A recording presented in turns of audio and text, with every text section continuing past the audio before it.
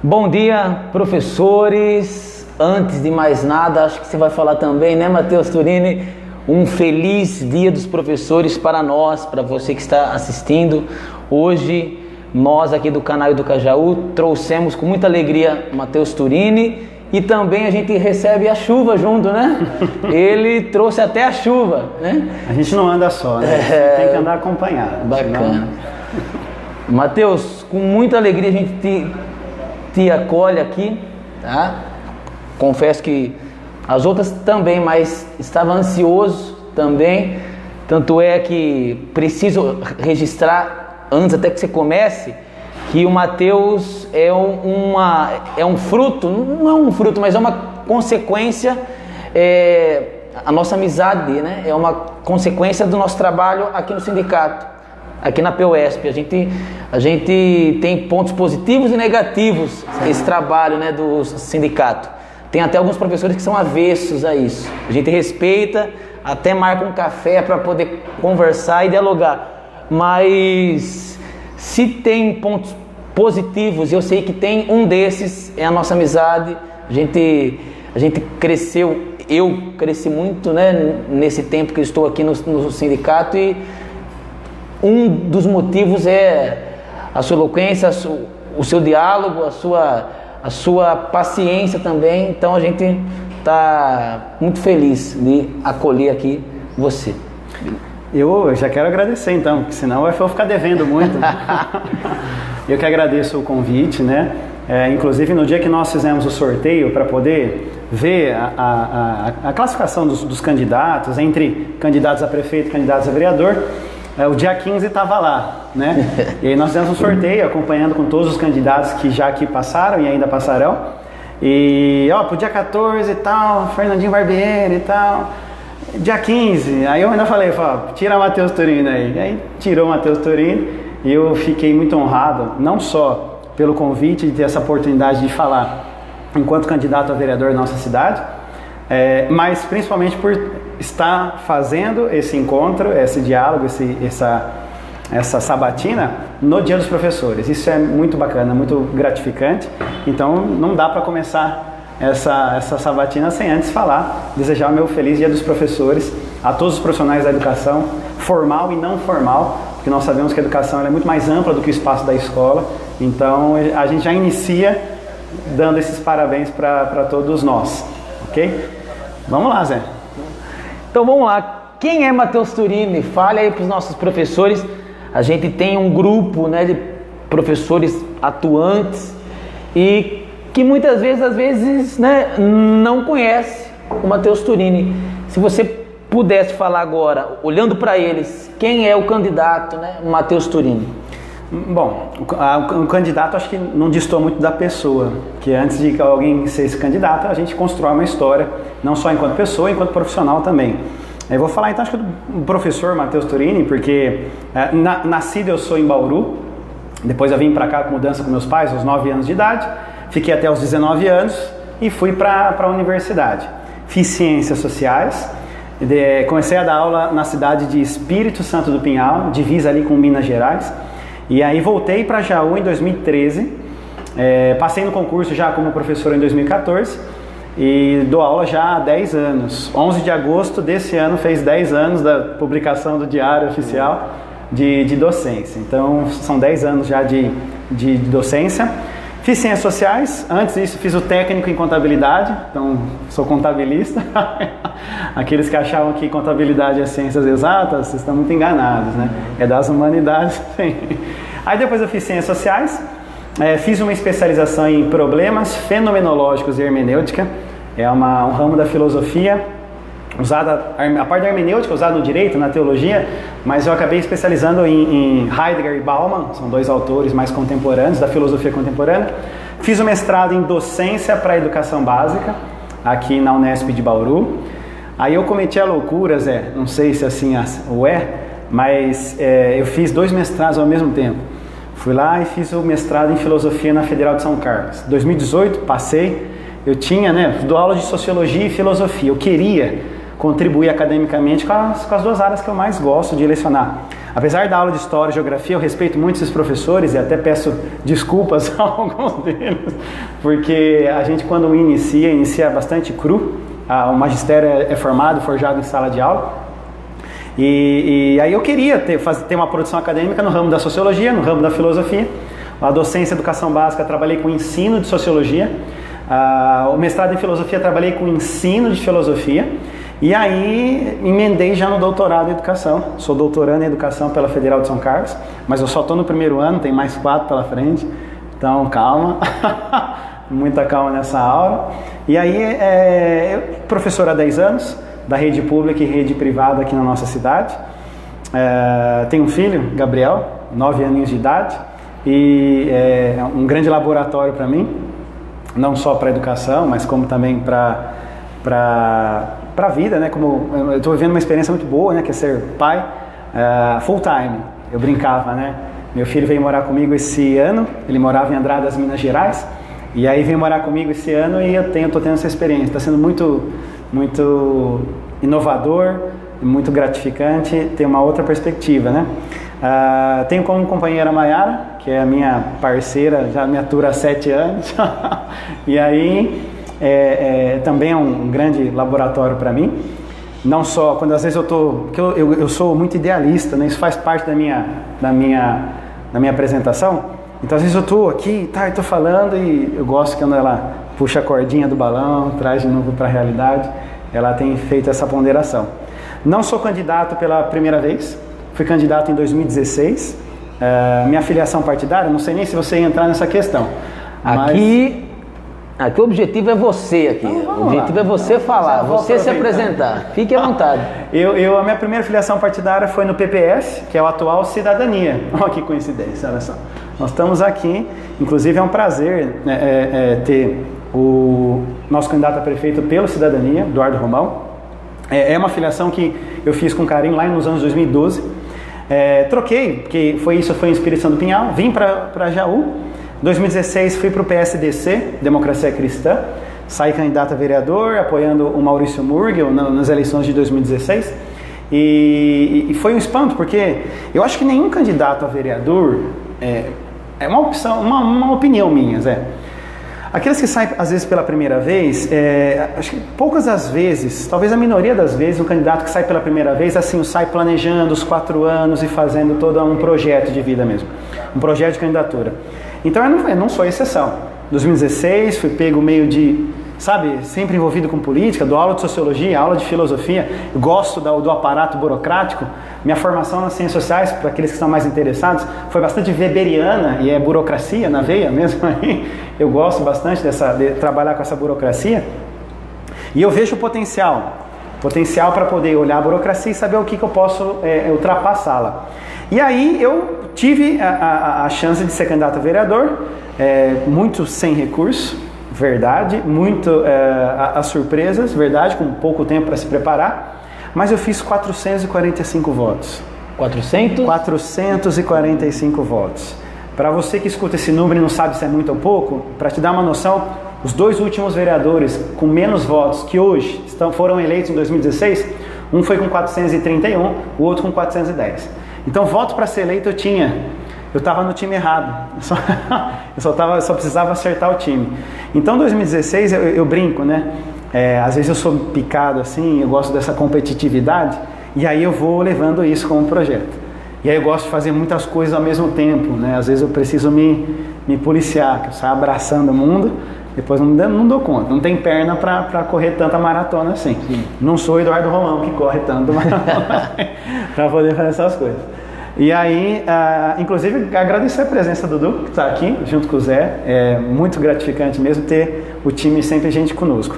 Então, era uma questão de time. Fiz a minha filiação ao PDT, muito influenciado pelas eleições de 2018. Ou seja, olhando o cenário nacional, entendi que, você vê, né, depois de alguns anos, não só de docência, mas também de envolvimento político, entendi que um partido ele não é uma sigla. O partido ele não é apenas uma legenda que você faz a filiação e que sim, é obrigado, qualquer candidato que quiser sair candidato precisa estar filiado ao partido. Então isso é regra eleitoral desde 96, 97, na nossa eleição. Então, nós não podemos sair dessa regra. Então eu resolvi encarar a filiação partidária como um projeto mesmo de visão, um projeto de transformação, um planejamento estratégico. Pela movimentação nacional, gosto bastante do PDT, que é o meu atual partido, Partido Democrático Trabalhista. Tem a figura do Ciro Gomes a nível nacional, que é bastante relevante, mais outras figuras como Tabata Amaral, Túlio Gadelha lá no Pernambuco. Então são quadros bastante interessantes. E para nós da educação, eu acho que isso é muito gratificante nós falarmos. E ainda mais porque a sabatina é sobre educação e nós estamos no dia do professor. A experiência com Sobral, ela não deixa dúvidas. Sobral vai estar nos livros didáticos, lá na academia, quando a gente estuda as experiências pedagógicas pelo Brasil, Sobral entrou para a história da educação brasileira. E é uma experiência de um governo, de um partido que eu falei, é isso que eu quero. E a hora que você olha os quadros, né? Então você olha João Goulart, você olha Darcy Ribeiro, não tem como a gente olhar para esses quadros e falar, poxa, pera ali, aqui tem tradição, calma lá, aqui dialoga bastante, era isso que eu buscava. Então, Mateus de 2020, com as especializações, as pós-graduações que eu mencionei, 10 anos de docência e uma filiação partidária, acredito eu que bastante sólida, respeitando sempre, óbvio, meu histórico até aqui, eu acho que se você me perguntasse quem é o Mateus hoje, eu talvez com bastante humildade sempre, mas com bastante firmeza eu diria, é o próximo vereador da cidade de Jaú, na legislação de 2021 até 2024. Mateus, você disse que é professor, né? Lógico, de ensino fundamental e também ensino básico em geral, né? Ensino médio. E uma pergunta até para conhecer mais quem é o professor Mateus Turini. O que os alunos falam de você? Seja sincero, não pode mentir, hein? É sempre suspeito, né? Isso, né? Zé, se tem uma coisa que eu amo fazer é ser professor. Eu dou aula não só porque é uma questão da atividade econômica, laboral, do trabalho, da vida de qualquer pessoa. Eu dou aula para uma realização. Eu era aluno de ensino médio, fui aluno bolsista de um colégio privado aqui na cidade de Jaú, Colégio São Lucas, a quem eu devo muito da minha formação do ensino médio. Mas a educação básica inteira eu estudei no CAIC. Então, quando você fala do CAIC enquanto professor, você é professor do CAIC, está me vendo agora. E eu sou fruto seu, cara. Professor Mussi, professora Adriana, professora Nelza. É um time, Zé. É um time que eu brinco bastante. Vocês são o culpado de estar aqui. Porque essa construção é muito gratificante. E hoje, quando eu sou, enquanto professor, ver eles como colegas mesmo de profissão, é mais do que uma profissão. Eu não tenho uma profissão, Zé. Sabe, eu costumo dizer que eu tenho uma coisa muito especial que me pagam para fazer, que é ser professor. Então, lá no meu segundo ano do ensino médio, eu já gostava de orientar os alunos, de meus colegas, fazer tarefa junto, por que não dizer a cola? Eu gostava daquela sensação de fazer 2 provas ao mesmo tempo. Então, assim, eu sempre fui muito, muito dedicado aos estudos. Apesar de ser uma família humilde, família pobre, o pessoal fala Turini e já pensa em calçado, eu fui trabalhador de calçado. Na minha carteira lá de registro está lá, solador, pregador de salto, conformador de calçados. Então, a pessoa fala, é do calçado? Olha, se for do chão da fábrica, sou eu. A nossa família nasceu no Banharão, morou no Pouso Alegre, veio depois para a Avenida do Café, e aí resultou neste que vos fala, nesse exato momento. Então, lá no segundo ensino médio, eu falei, rapaz, acho que eu quero fazer alguma coisa, eu quero ser professor. Eu tinha um professor muito bom de biologia, Júnior... Valdemar Boesso Júnior, e o Júnior, ele dava aula de biologia, de química para nós com uma maestria, com uma alegria no coração. Falava, acho que eu quero ser isso daí. E aí eu fui prestar, como ele era farmacêutico e dava aula de biologia e química, falei, vou prestar farmácia. Aí pensei farmácia, biologia e história, porque eu sempre gostei de história, da parte de humanas e tal. Não tive sociologia e filosofia no meu ensino médio, eu não tive.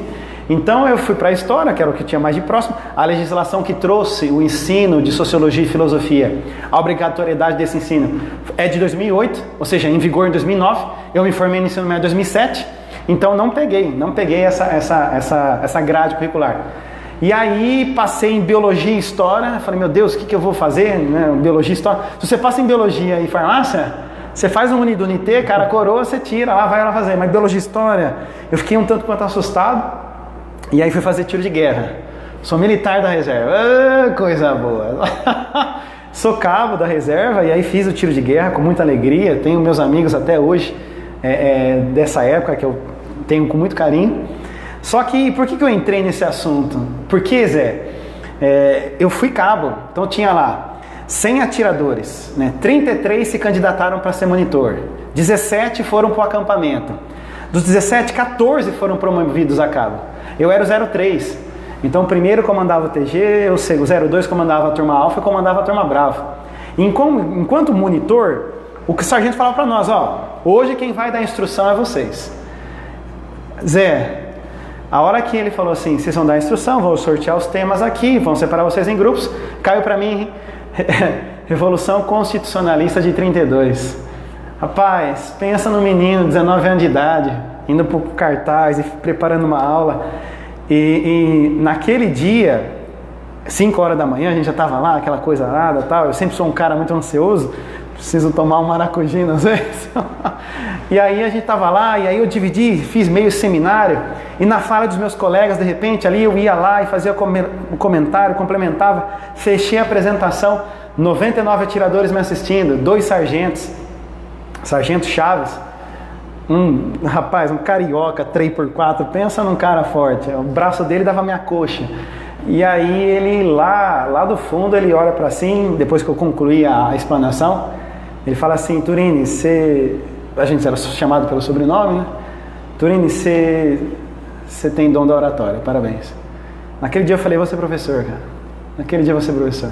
E toda vez que eu entro em sala de aula, 11 de agosto de 2010, primeiro dia que eu entrei em sala de aula oficial, toda vez que eu entro em sala de aula, alguém, professor, Zé, eu tenho um encontro existencial comigo mesmo.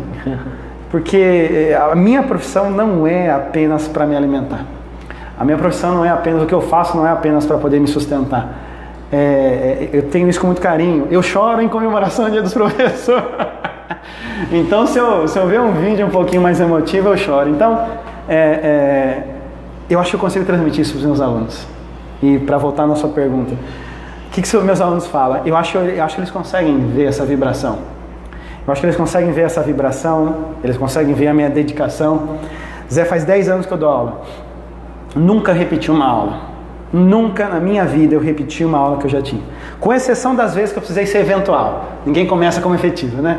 Então é óbvio que, como professor contratado, categoria O, a gente é chamado em 5 minutos, tem que estar em sala de aula e tal. E aí é óbvio, eu tinha meu caderninho pronto para poder fazer mágica na disciplina que pudesse aparecer. Rapaz, mas enquanto professor efetivo, com meus alunos, eu nunca repeti uma aula. Porque eu achava que a sociedade... Achava não, acho que essa é uma convicção que eu tenho. A sociedade, ela muda, ela é dinâmica, ela se transforma. A minha aula não pode ser rígida. A minha aula não pode ser rígida. E eu achei estranho, porque quando eu entrei no cursinho, eu sou professor de educação e ensino fundamental, ensino médio e cursinho pré-vestibular. Dou aula no ensino superior também, mas é uma experiência que eu estou mais distante. Eu gosto da educação básica mesmo. E no cursinho eu vi alguns alunos de algumas escolas mais tradicionais falando assim, mas professor, mas das aulas do ano passado a gente fala assim, não, a sociedade não é mais a mesma, ela mudou, minha aula muda, minha aula acompanha.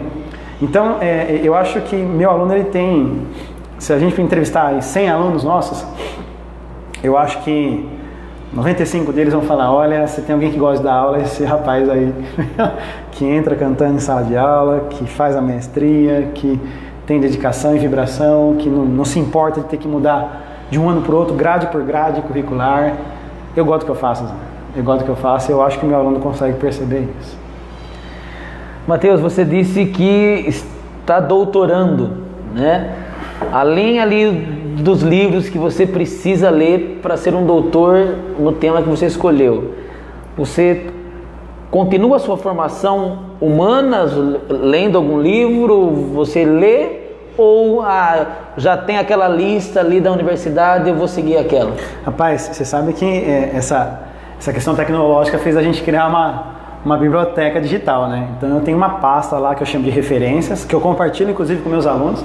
Falo, gente, tá aqui. O dia que eu der um conceito e vocês acharem que eu estou falando alguma besteira, nós vamos pro original.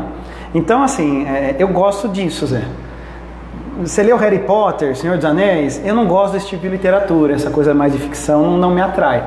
Eu gosto do texto acadêmico, eu gosto do artigo científico, eu gosto das obras clássicas. E agora meu último, por conta do doutorado e do mestrado também, aprofundei bastante minha pesquisa com Dermeval Saviani. Tive a oportunidade de entrevistá-lo lá na Unicamp, na salinha dele, um senhorzinho simpático, e mandei um e-mail aleatório: senhor, pode me dar entrevista? Ele falou: vem aqui. Peguei o carro, eu com o professor David Teles de Lima. Sabe quem é esse? Conheço esse cara. Esse menino é bom. E aí, rapaz, o professor David, saímos rasgando daqui da Campinas, fomos entrevistar ele. Então eu tenho uma admiração muito pela produção acadêmica do Saviani. Li bastante já livros dele. Agora estou lendo o Pedagogia Histórico-Crítica, Novas Aproximações. Então é um livro acadêmico, mas que eu faço com carinho. Leio com carinho. Matheus, você disse que já é a segunda candidatura, né? Isso. O que te levou, né? Não na primeira, mas depois de bater na trave, né, com 445 votos, o que te levou esse ano, 2020, falou: não, eu vou me candidatar novamente?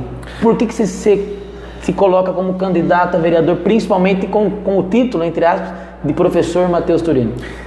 No meu nome não está professor Matheus Turini. Você vai votar lá, você vai votar no Matheus Turini. Eu vou te dar 12 mil motivos para você votar em mim, fica tranquilo. Mas a primeira vez que eu saí como professor Matheus Turini, né? Porque por conta do vínculo, né? As pessoas lembraram, mas quem que é o Matheus Turini, né? E esse medo da associação com as famílias já mais tradicionais Turini. Se você olhar agora no site de candidatos, você vai ver que o único Matheus sou eu. Digita lá, Matheus. Dos 329 candidatos que se colocaram à disposição para o Legislativo, sou eu o único Matheus, sou eu o único Turini. Então não tem como você errar. Matheus, Turini, só tem eu, então vai estar lá. Mas o que me fez disputar uma cadeira, inclusive no Legislativo, Zé? Acho que é bastante importante pontuar isso. Pelo próprio conhecimento técnico do Poder Legislativo. Eu vou dar aula lá, você sabe que na Sociologia a gente abre para 3 tripés, né? A Antropologia, a Sociologia, que é mais dura mesmo, e a Ciência Política. Então eu dou aula disso, Zé. Eu dou aula da estrutura burocrática, acompanho todo o sistema político, e na hora que eu vou falar do papel do legislador, me dói toda vez. Por quê? Porque é um equívoco que fazem com o papel do legislador. O papel do legislador, ele é autônomo, assim como o Poder Executivo. E a maioria das vezes a gente vê que os municípios submetem o Poder Legislativo ao Executivo. E esse é um problema. Esse é um problema porque se o Poder Legislativo ele é autônomo e tem mecanismos para assim o ser, como é que eu, sabendo mecanismos para poder atuar, como é que eu não posso dar minha contribuição? E eu volto a dizer, não é por uma questão financeira. Porque graças ao bom Deus, por conta das minhas titulações e das escolas que eu dou aula, hoje eu dou aula, como professor não podia dar aula numa escola só. Então eu sou professor efetivo do Dr. Tolentino Miraglia. Por 5 anos fui professor efetivo lá no Terésio, no bairro do Padre Augusto Sani. Transferi meu cargo para o Tolentino por conta das aulas noturnas. A gente precisa de espaço para ter aula noturna, a gente pode até discutir isso daqui a pouco.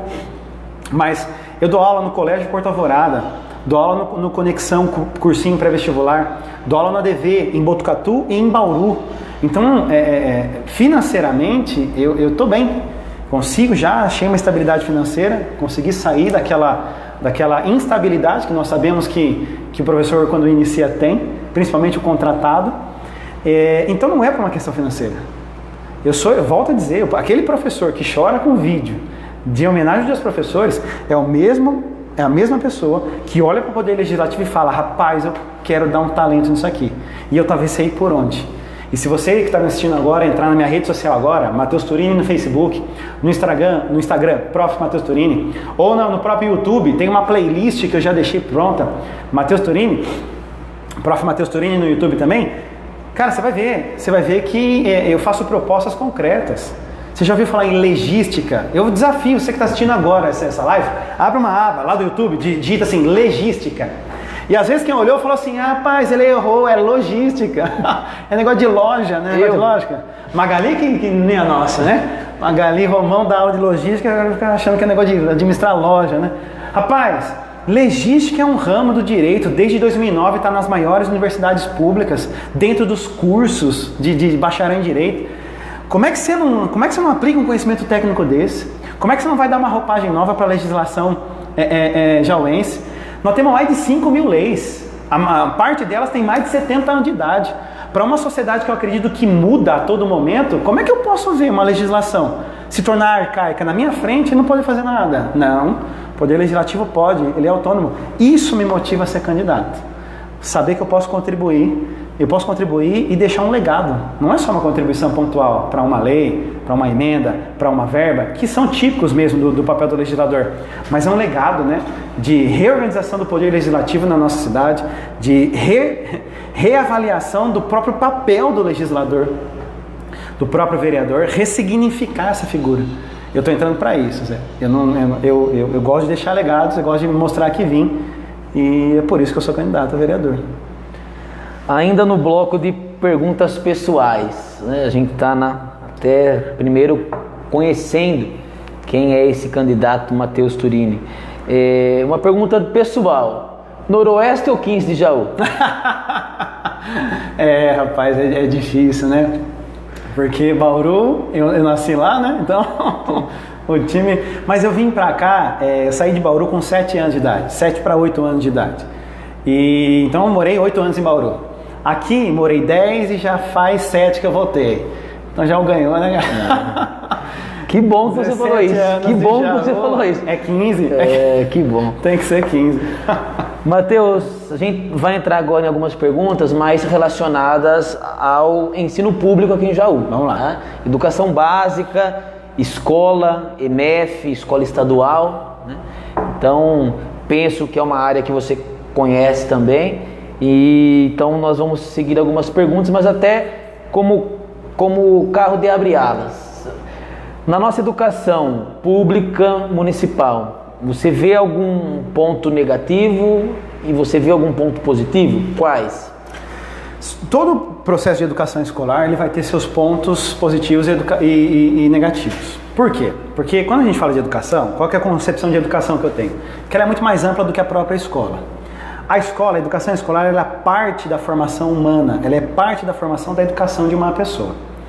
Óbvio que é muito importante, porque na maioria das vezes as crianças passam um bom tempo, se não o maior tempo, do seu dia na escola.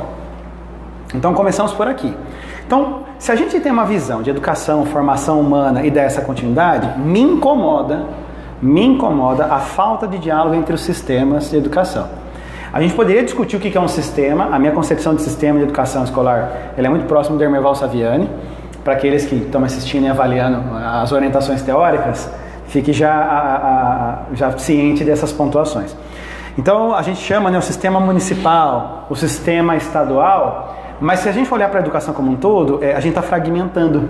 Eu sou professor estadual, meu cargo é no estado, mas a gente recebe alunos do município.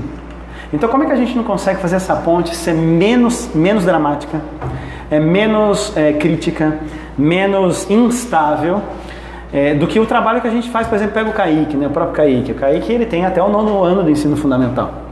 Então você percebe que o ciclo do ensino fundamental inteiro, ainda mais porque o CAIC ele tem os 3 segmentos: infantil, a educação 1, educação 2, fundamental 1 e 2. Então você consegue fazer uma continuidade. Isso é bom. Isso é bom. Exige muito de estrutura, exige muito de corpo docente e de visão de educação. Se você não alinha a concepção pedagógica, de fato você vai criar rupturas. Mas para nós, que pega o aluno no 5º ano e ele já emenda, Tereza, a gente tinha bastante isso, né? Sai lá da escolinha do 5º ano e emenda no 6º ali. Rapaz, a gente tem que diagnosticar esse aluno, compreender ele, entender ele, as limitações, para aí a gente começar a fazer o trabalho. Numa educação escolar que tem tempo para começar e tempo para terminar, isso é problemático. Isso é problemático. Eu optaria por dialogar com a rede municipal, que é quem alimenta a rede estadual, para nós podermos ter uma diretriz. Eu acho que falta isso. Falta esse diálogo de concepção mais universal da educação. Por quê? Porque o profissional da educação, às vezes, ele opta pelas suas próprias concepções. Não, eu acho que o meu jeito de dar aula é assim, eu acho que é assim que funciona. E nós vamos ter uma divergência enorme de questões pedagógicas. Só que nessa live acho que vai ter muitos colegas que discordam, talvez, da base metodológica que eu coloco. Só que, se você não alinha isso para o básico, para o papel social da escola, que é o nosso próximo desafio, né? Nosso próximo desafio é justamente esse para 2021. Se a gente não tem essas ressignificações, de fato acho que é um problema. Só que o que me agrada, e aí vincula com o meu ponto positivo, porque se eu fosse colocar um ponto positivo e negativo e ir embora, não, eu estou aqui para fazer conexões. Eu estou aqui para ver o que a gente tem de positivo para a gente superar aquilo que a gente tem de negativo. Qual é o ponto positivo? Nós temos muito professor bom, que produz, que pensa e que faz acontecer, já no chão da sala de aula do município.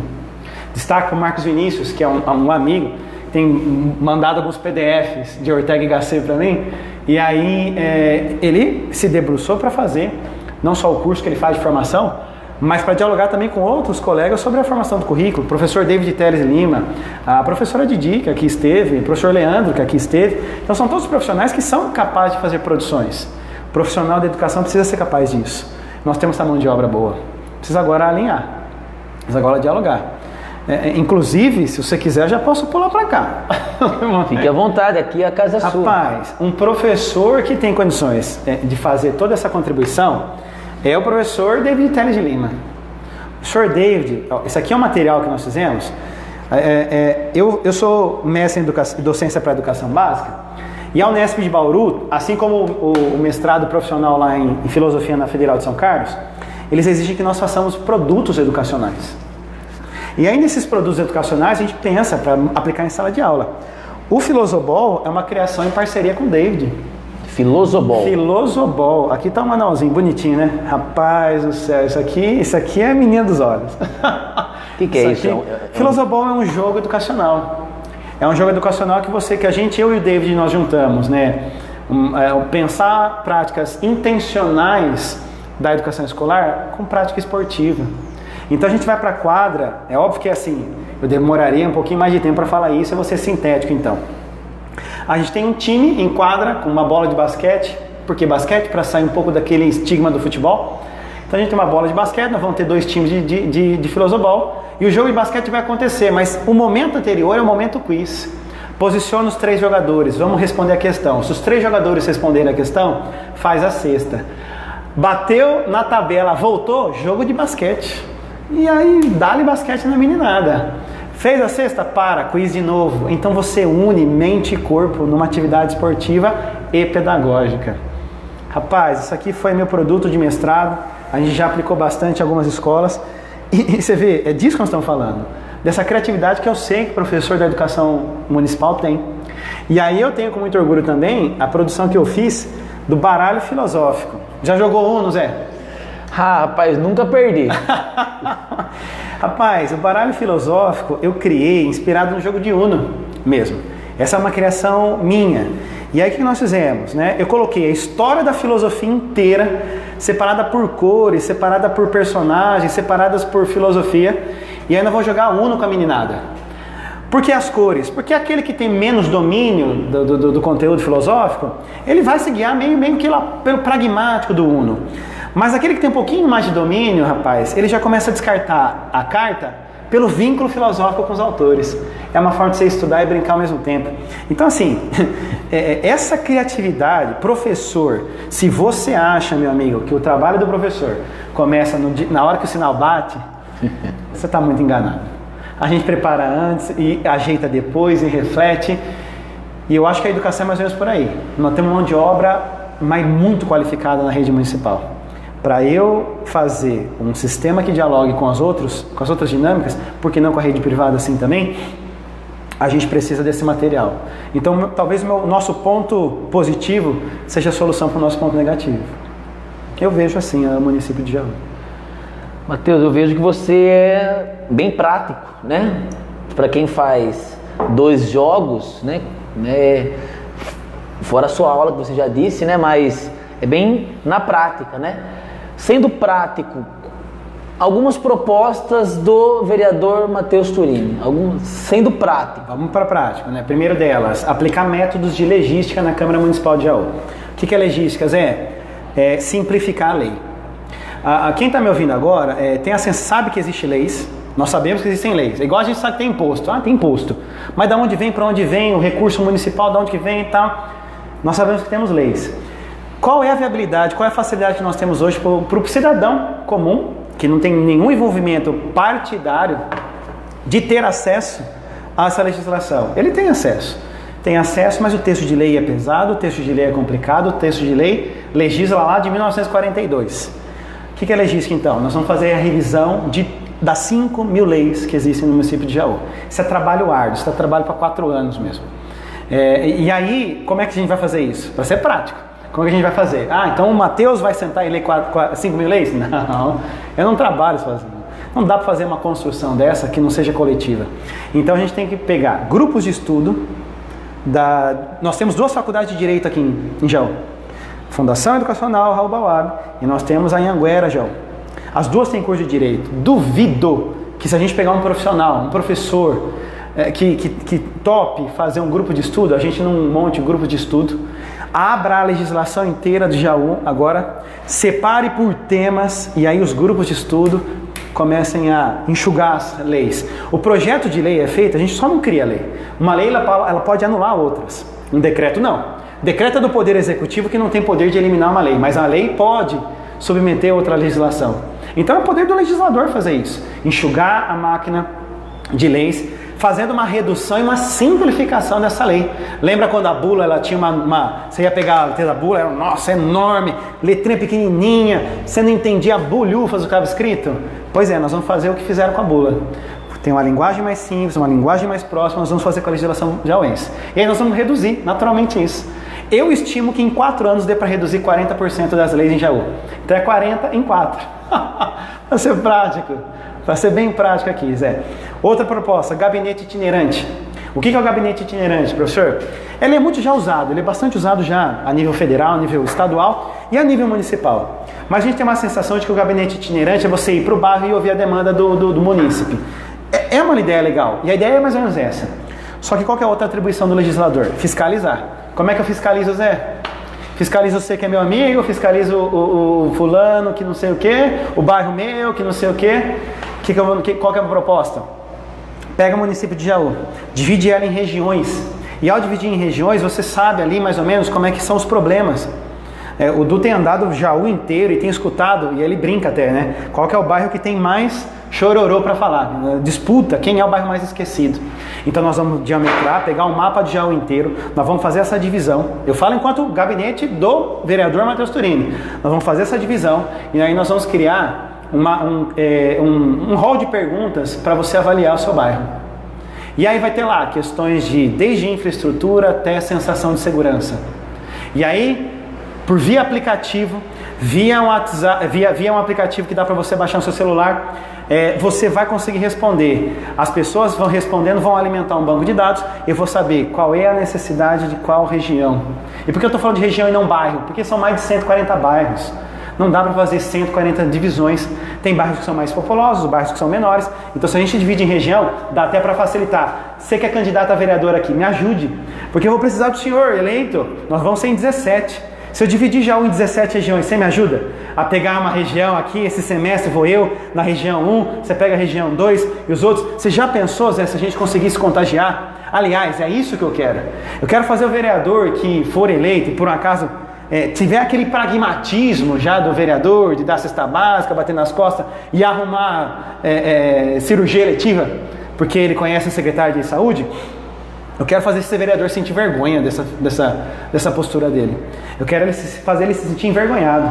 E de tal forma constrangê-lo a entrar nesse time, entrar nesse fluxo. Então você divide Jaú em regiões com metas qualitativas. Avalia isso trimestralmente, quadrimestralmente. A população vai dar a sensação. E aí a gente elimina aquela sensação que é mais do mesmo. Só veio daqui 4 anos. Não, minha senhora. Quando nós pegamos essa região aqui, o índice diagnóstico era esse para esse tal setor. Agora passaram-se 4 anos, olha só o que vocês estão falando dessa região. É legitimar, sabe, Zé? Isso só dá para fazer de maneira coletiva. Não tem como fazer de maneira individual. Eu vou ficar com essas duas, que eu acho que são os carros-chefes centrais. Porque se eu levantar bandeiras aqui, eu tô me propondo a abrir a legislação do município inteira.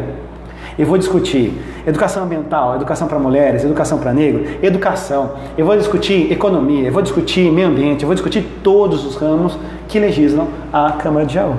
Então ficar com uma bandeira só, desculpa Zé, é pouco para mim. Então eu quero abrir essa caixa de Pandora e coletivamente a gente fazer essa construção. Mateus. Tem muito comentário aí mesmo? É isso mesmo? Tem. Graças a Deus, né? Que bom, que Legal. bom, que bom. Mateus, ensino remoto, né? A gente está vivendo esse ano de 2020, é um ano obviamente atípico, né? A gente, qualquer coisa que for falar, aí sim é mais do mesmo, né? A gente está vivendo isso, a gente está percebendo isso. Mas na escola, qual é a sua sensação? Como que foi como que está esse ensino remoto e como que será, na sua opinião, pela sua vivência, esse retorno em 2021? 2021, janeiro de 2021. Zé, o ensino remoto, chamado assim, ele confunde bastante com aquilo que a gente chama de educação à distância. Então eu vou ser um pouquinho prolixo agora, porque eu não gosto de fazer nenhuma discussão aligerada, não gosto de fazer nenhuma discussão superficial. Quando você fala de educação à distância, dá um Google aí, abre a aba do seu computador novamente, dá um Google, digita lá LDB, você vai olhar aqui na LDB, você tem modalidades de ensino. Educação quilombola, educação para jovens e adultos, educação para pessoa com deficiência, dentre elas está a educação à distância. Educação à distância é uma modalidade prevista na LDB desde 96. Então nós vamos começar a conversa por aqui. Não é nenhum fenômeno novo, faz 24 anos pelo menos que a educação à distância está prevista nos documentos normativos mais gerais. Educação à distância, Zé, o que a gente precisa fazer a educação de qualidade? Lá no chão da sala de aula, professor, precisa ter bom professor, boa metodologia, tem que ter boa didática, bom sistema de avaliação, boa estrutura para dar aula. E como é que a gente faz educação à distância de qualidade? Bom professor, boa metodologia, boa estrutura, boa didática, bom método de avaliação. Não tem segredo. Se você olha para a educação básica e vê nela, olha, precisava disso, na educação à distância é a mesma coisa. Qual foi o problema? O problema é que nós nos acostumamos a olhar a educação à distância como aquela educação mais barata de R$ 199,90, ofertado por grandes empresas crótons da vida, que infelizmente comercializaram a educação à distância. Então nós temos esse estigma agora colocado. Só que assim, se você olha para esse rol, de fato a gente vai fazer bastante crítica à educação à distância. Só que aí, quando você tem uma pandemia e todo mundo foi empurrado, literalmente nós somos empurrados para plataformas digitais. E ó, que nós estamos falando de educação à distância. E ó, que nós estamos falando de tecnologia na educação. Então é óbvio que a gente não pode ser ingênuo o suficiente de fazer essa discussão às imediaticidades de hoje. Primeiro ponto. Qual é o problema então? A gente ficou com esse ruído. A educação à distância é barata, a educação à distância não serve, a educação à distância... Só que essa educação à distância, Zé, que ela chega e dá a oportunidade do cara que está lá no Ribeirinho, do cara que está lá no Nordeste, do cara que está lá numa população distanciada, de fazer uma graduação. A Univesp no estado de São Paulo foi uma das melhores coisas que o governo do estado de São Paulo fez. E olha que para você elogiar o governo do estado de São Paulo é difícil, mas a Univesp nós temos que tirar o chapéu. Educação com material de qualidade, feito por professores da Unesp, da Unicamp e tudo mais, que é a distância. Professor, mas eu posso ler aquele texto, fazer um macete e colar. E na educação presencial também não tem? Gente, preste atenção. Processo de educação é um processo de conscientização, é um processo de formação humana. Se a gente na educação presencial matava a aula a sexta-feira para ir no bar do Zé na graduação, você não, Zé. Você não, você é um cara que fez essa educação física certinho, não faltou uma sexta-feira, não lembro, não enforcou nenhum feriado. O Zé é um exemplo aqui para nós. Se eu não lembro, eu não fiz. Essa é a regra. O teor alcoólico pode ter apagado muita coisa. Mas veja só, Zé, não quero te comprometer. Já me comprometeu. É só uma brincadeira de um amigo. Mas pense na sua formação presencial, queridão. Quantas vezes você não leu o texto e foi para a sala de aula e aí pegou a discussão ali? Pera lá, nós vamos ser hipócritas agora. Então agora nós vamos falar que a educação à distância não presta porque a gente... Pera lá, essas práticas estão presentes na educação presencial. Então se isso acontece na educação presencial é porque a gente precisa ressignificá-la. Primeiro ponto. A educação à distância ela precisa ter então o quê? Todas as estruturas que a gente vê como qualidade na presencial. Mas infelizmente a última coisa que a gente fez durante esse processo todo de pandemia foi a educação à distância. Tanto é que a nomenclatura que você utilizou foi ensino remoto. Por que ensino remoto? Porque a educação à distância ela pode ser modalidade, aquela prevista na LDB. Mas a gente pode entender a educação à distância como método, uma metodologia. Ó, gente, acessa esse vídeo e traz as tecnologias, o que a gente chama de metodologia ativa, traz essas metodologias para a sala de aula. A gente pode achar que isso é educação à distância também, mas a principal delas, e aí eu vou bater, Zé, é entender a educação à distância como uma configuração. Por quê, Zé? O que é a configuração? Como que é a educação à distância como configuração? O que a gente está fazendo? A gente está fazendo assim, ó, a gente vai ter a aula no mesmo dia e horário que eu daria presencial, mas eu aqui e os senhores aí assistindo eu. Isso não é educação à distância, Zé. Tanto é que a gente está usando a nomenclatura de educação remota. É a aula síncrona, ou seja, naquele dado momento nós dois estamos no mesmo tempo e espaço conectado. Nós não estamos no mesmo espaço, mas ao mesmo tempo conectado pela mesma rede. Isso não é educação à distância, Zé. Educação à distância me pressupõe uma plataforma digital, que eu possa dar orientação para os alunos, eles possam colocar ali as tarefas deles, eu posso avaliá-los, posso dar feedback, eles possam compreendê-los, e que tudo isso está sendo gerado, no mínimo, para eu poder avaliá-los. Não é isso que a gente está fazendo, Zé. Agora, por que a gente está usando a nomenclatura remota? Primeiro, o preconceito como uma educação à distância. Precisamos superar ele e ressignificar. Tirar do monopólio do mercado esse papel de ser educação à distância. Mas o segundo, Zé, e agora eu trago para nós, inclusive aonde, neste templo que aqui estamos, é uma questão trabalhista. Trabalho remoto, educação trabalhista, por pior que foi, e foi horrível, a reforma trabalhista de 2017, nós perdemos muitos direitos, mas ali o mínimo que ficou, Zé, foi a regulamentação do home office. No mínimo, Zé, a educação, o Estado, ou o empregador, quando ele fala para o empregado fazer o trabalho dele em home office, no mínimo, isso é legislação. Para eu estar citando uma legislação do Michel Temer, cara, olha, nego, é porque de fato, sabe, ó que nível chegamos, né? Citar uma legislação do Michel Temer. O que está ali? Ali está posto no mínimo um mínimo de negociação. Zé, quanto que é a sua internet? Quanto que é não sei o que? Seu trabalho? Opa, vem o acréscimo. Se a gente adotasse a educação à distância nas relações de trabalho durante a pandemia, as escolas privadas teriam que desembolsar um pouquinho mais de dinheiro, e o Estado assim também. Por que essa categoria em ensino remoto apareceu? Para fugir do preconceito da educação à distância, mas principalmente para submeter o trabalhar numa jornada de trabalho exaustiva. É fácil, Zé, dar aula à distância? Não. Rapaz, se a gente precisa preparar na presencial, na distância, a gente precisou dominar os recursos tecnológicos. Você acha que o professor vai preparar uma aula e ele quer fazer feio?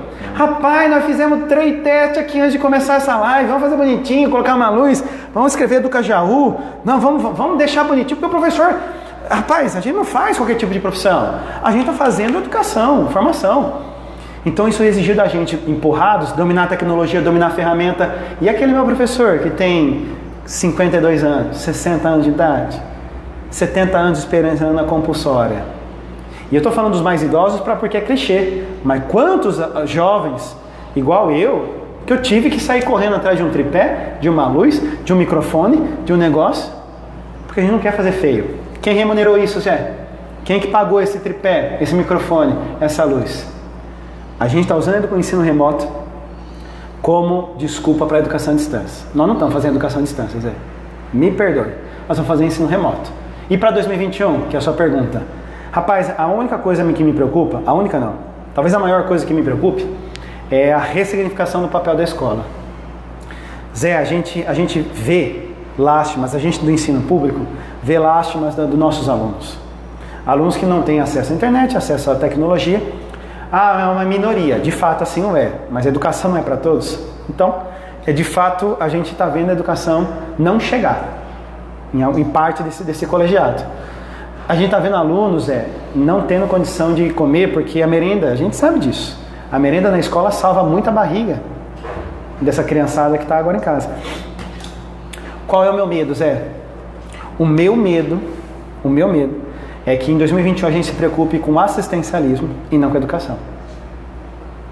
Por quê, Zé? Porque a gente vai estar tão preocupado com o aspecto psicológico do aluno, com o aspecto psicológico do professor, com o aspecto social e emocional dessas duas pontas, da equipe gestora, que está ralando igual condenado para poder sustentar esse ensino remoto. E aí meu medo é que a gente fique focando só no assistencialismo. E aí eu dou minha postura quanto à escola. 2021 nosso maior desafio é discutir qual que é o papel da escola. E eu vou fazer uma proposta. A educação escolar é um espaço para conhecimento científico.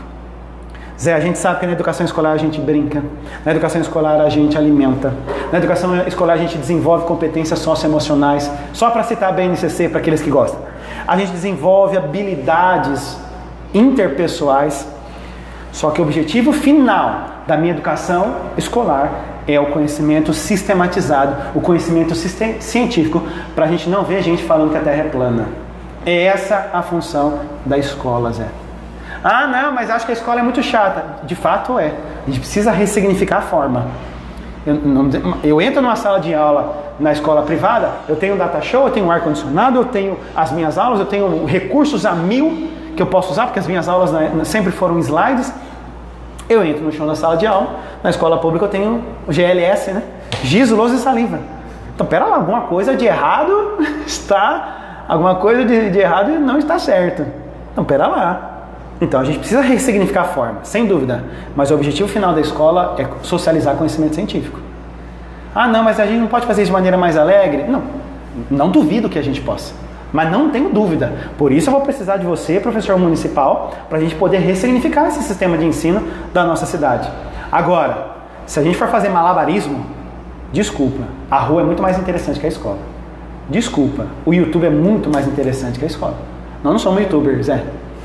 Nós não somos proseador de rua. Nós somos profissionais da educação, que transmite e socializa um conhecimento científico. Então, eu acho que esse será o nosso maior desafio em 2021. Matheus, eu sei que o tempo já estourou, mas eu não vou fazer questão nenhuma. Vamos seguir, porque eu tenho algumas perguntas que eu preciso fazer para você. Mas antes dessas perguntas que eu já tinha pensado em fazer aí para você, eu vejo pelas mídias sociais que você abraçou aquele projeto Parlamento Jovem, né? Eu vi que eu tenho você ali nas redes sociais. Eu queria até que você falasse ali para os nossos professores, para um futuro bem próximo, chegar também em todas as escolas, né? Porque foi um projeto que você trabalhou, lógico que você vai falar um pouco mais, inclusive, mas que bom seria se tivesse esse projeto Parlamento Jovem em várias escolas, se não todas as escolas de Jaú, né? Porque associa a política, né? E aí você vai falar mais com a educação. O que é o Parlamento Jovem? Essa é a pergunta. Inclusive, Zé, eu te marquei lá na publicação. Se alguém achar ruim aí, ó, fui eu que marquei o Zé. Você precisa desmarcar lá, senão o pessoal vai achar ruim. O Parlamento Jovem Brasileiro, Zé, ele é um concurso cultural promovido pela Câmara dos Deputados, lá em Brasília. E ele faz a possibilidade dos alunos do ensino médio vivenciarem a experiência do parlamento, de sentar na cadeira ali do Alexandre Frota, da Tabata Amaral, da Luísa Erundina, do Aécio Neves. Sim, Aécio Neves ainda é deputado, senhoras e senhores. Não é brincadeira, não. Então, eles sentam nessas cadeiras ali do plenário do Ulisses Guimarães, cara, e vivenciam uma semana como deputados. Fazem comissão, quebram pau, formam partidos, fazem votação.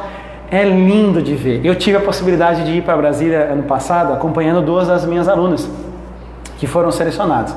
Então, o Parlamento Jovem trabalha naquilo que a gente pode chamar de educação para a democracia. Então, o que é educação para a democracia? E isso talvez é um equívoco da educação escolar. Às vezes a gente forma bolhas na educação escolar e presenteia esses alunos para nós. E de fato eles são maravilhosos. Se eu falar para o Zé que 5 alunos maravilhosos, ele vai ter 10. Porque ele sabe que na escola ali, poxa, aquele menininho, aquela menininha, tal. Só que a educação para a democracia é projetar esse aluno para fora. Esse aluno ele tem que sentir o frio na barriga lá fora. Fora da escola, fora dessa simulação. Escola não é lugar de simulação da vida. Escola é a vida real, a ser vivida. O Parlamento Jovem Brasileiro é uma forma de você vivenciar isso. Começou em 2004, nós já estamos na 16ª edição, né? E aí o Jaú foi aparecer só em 2016, entre os finalistas. E eu tenho, é um orgulho que eu falo isso. Por quê? Porque hoje, Jaú tem 8 meninas, a diretoria de ensino de Jaú, então eu não estou falando mais da cidade de Jaú, estou falando de 14 cidades, 12, 14 cidades, né? 12, a abrangência 14, é essa. A abrangência é essa, 12, 14 cidades, nós estamos falando de 12, 14 cidades da nossa região. A diretoria de ensino de Jaú foi representada em Brasília 8 vezes, por 8 meninas. 4 vezes por 8 meninas. Essas 8 meninas são de escolas públicas e privadas, orientadas por mim e que foram reconhecidas pela Câmara dos Deputados. Eu brinco, falei isso no vídeo comemorativo ao Dia dos Professores. Se você for professor, por favor, assista. É muito carinhoso a forma como eu dirijo-me a você. Mas uma coisa é você, sua mãe falar que você é bonito. Outra coisa é você ganhar o Miss Universo. Miss Universo tem jurado, Miss Universo é nível mundial. Miss Universo, você não está na sua casa. Não tem clientelismo. Então, rapaz, o Parlamento Jovem Brasileiro é o nosso Miss Universo. Essas meninas fazem projetos de leis e mandam para lá. Primeira seleção é pela Secretaria de Educação Estadual. Seleciona 44. E depois as 11 melhores do estado. Zé, são mais de 600 projetos no estado. Os 11 melhores vão para Brasília. Em 2020 nós temos 3 jauenses. 3 jauenses, cara. São 8 meninas. Não são, e aí a gente fala, né, que no lugar de mulher, onde ela quiser. Literalmente, cara, o projeto consegue evidenciar isso. 8 meninas que na história do parlamento jauense saíram daqui. Então assim, a gente levou Jaú a nível nacional. A gente levou Jaú a educação para a democracia a nível nacional de reconhecimento. Uma é da Barra Bonita, da ETEC João Reis, que eu fui professor lá. 2 do professor Tereza e 5 do Colégio Porto Alvorada. Então assim, são meninas que, acostumadas com os reconhecimentos locais, se depararam com um Brasilzão na sua frente. 78 jovens de todo lugar. Zé, sabe o que me dói? Esse é um projeto para ensino médio. Então, de fato, a gente vai ter algumas restrições quanto à educação do ensino municipal. Mas, ensino municipal, a gente já tem o Parlamento Jovem Jauense. A legislação é de 2016, aprovada pela mesa diretora em 2016. De 2016 para cá, houve aprovação, mas a gente não conseguiu ainda tirar do papel, Zé. Ninguém encabeçou isso ainda, né? Nem os vereadores que fizeram a propositura da legislação e apadrinharam o projeto, que é muito bem visto. Primeira coisa que eu vou fazer em janeiro de 2021, com certeza. O Parlamento Jovem Jauense vai acontecer em todas as escolas municipais. Eu vou apadrinhar esse projeto, não só pela experiência que assim eu já o tenho, mas pelo carinho. Eu gosto demais disso, porque você fazer o aluno... Porque, ó, veja, o aluno ele tem aquela dimensão, esquerda, direita, não sei o quê. Filhão, vem aqui. Isso aqui é comissão de educação, isso aqui é legislação, isso aqui é texto legislativo. Isso aqui é atribuição do Poder Executivo, isso aqui é do Legislativo, vai. Aí ele vê a burocracia acontecer. Aí ele se depara com a vida real e concreta. Ele fala, não posso propor isso? Não. Por quê? Porque não é da sua atribuição. Mas não posso fazer isso? Já existe. Já existe? Como assim já existe? Eu não sei. Pois é, já existe, você não sabe. Então o Parlamento Jovem Brasileiro abre uma caixinha e tira esses alunos da bolha. Eu tenho orgulho de ser o professor que orientou essas 8. Na DE de Jaú só tem 8. Quem orientou? Matheus Turino. Então, assim, é um negócio que eu tenho com muito carinho, Zé. Mas muito carinho mesmo. As meninas, elas me emocionaram demais nesse vídeo que eu fiz com elas, agora que está disponível nas redes sociais. E você vê, Zé, dessas 8 meninas, nenhuma tinha ido para Brasília. Nenhuma tinha pensado em ir para Brasília. Brasília é logo ali agora para elas. Dessas 8, 4 nunca tinham voado de avião. Elas nunca tinham viajado de avião, não sabiam o que era avião. Foram viajar de avião por conta de um projeto escolar que a educação ali, no chão da base, proporcionou para elas. Zé, se você no Dia dos Professores está me olhando agora, não se emociona com isso, cara, eu não sei com o que você vai se emocionar. Eu não sei o que você vai se emocionar. Matheus, trocando um pouco, mas ainda no tema políticas públicas e educacionais. Você falou lá no começo, falou agora de novo de burocracia. Uma pergunta que eu preciso também fazer para você. Muitas vezes a burocracia, ela se confunde com a burocracia, né? Bem lembrado. Até vou pedir para você falar um pouco mais sobre isso também. Mas até que ponto ali a burocracia, que você falou que gosta, né, desse trabalho, ela atrapalha e até que ponto ela ajuda? Ela tem os seus ônus e bônus. Se a gente voltar, por exemplo, no conceito de república da Roma Antiga, a gente vai ver que a república ela tinha lá os senadores, os cônsules, mas quando dava problema, vinha a figura do ditador. Aí você fala, por 6 meses o ditador vai governar sem ter que dar satisfação para ninguém? Era assim na Roma Antiga. Professor, você está concluindo o quê? Eu estou concluindo que a democracia é trabalhosa. Ela dá trabalho. Porque você tem que... O interesse é público. São mais de 153 mil jauenses. 153 mil pessoas com famílias, com empregos, com necessidades. Como é que você toma uma decisão pública sem a legitimação disso? Não toma. E para legitimar, demora tempo. E para legitimar a forma de fazer isso, tem que ter burocracia. Então a burocracia, quando Weber ele faz essa intuição, ele está tentando racionalizar, ele está tentando organizar. E aí no Brasil nós temos um agravante, que é o clientelismo, né? que é justamente esse coronelismo, esse clientelismo, do jeitinho brasileiro, que eu conheço e desconheço, e aí a gente vai furando a burocracia. Qual é o problema disso? O problema disso é que a sensação da maioria da população é que a política não transforma. Esse é o efeito. E aí qual que é o pior disso? Que elas se voltam para trás. Elas têm aqui a discussão política e elas dão as costas para isso. E qual que é o problema? Que quem está olhando para isso tem os seus interesses. E se no público não, se o seu interesse público não vigorar, o interesse privado assim vai. Isso de Alex Tocqueville, um liberal que veio para os Estados Unidos, um liberal católico, religioso, que viu o protestantismo nos Estados Unidos, chegou a essa conclusão: não podemos dar as costas para a questão pública. E a esquerda que você já sabe que vai falar, desde os comunistas do século XIX e os partidos mais às esquerdas que você quiser dizer. Nenhum deles vai abrir mão de fazer discussão pública. Então, nesse exato momento, quando você tem essa legitimação por liberais ou por comunistas, então o espaço público precisa ser um espaço nosso. Zé, olha os dados da eleição de 2016. 15 mil jauenses saíram das suas casas, acordaram de manhã, saíram de casa, trocaram de roupa, enfrentaram uma fila,